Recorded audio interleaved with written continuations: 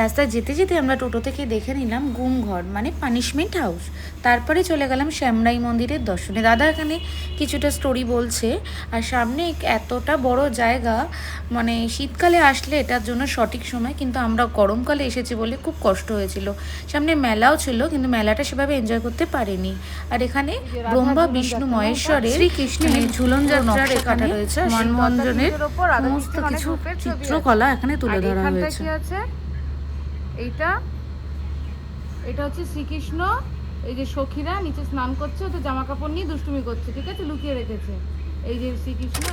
এই মন্দির দর্শন করার পর যেটা আমি বুঝলাম, মন্দিরের ভেতরে কাজ, মন্দিরের বাইরে কাজ, মন্দিরের ওপরে কাজ, মন্দিরের প্রত্যেকটা জায়গায় কাজ এবং প্রত্যেকটা সূক্ষ্ম সূক্ষ্ম কাজ, এবং একটার সঙ্গে আর একটার কোনো মিল নেই। কিন্তু এখানে 108 জন সখীর 64টা নৃত্যকলার কলা এখানে তুলে ধরা হয়েছে। এরপর এত কিছু দেখার পর একটু ফটো তুলে নিলাম। দেখা হবে আবার অন্য কোনো ভিডিওর সাথে।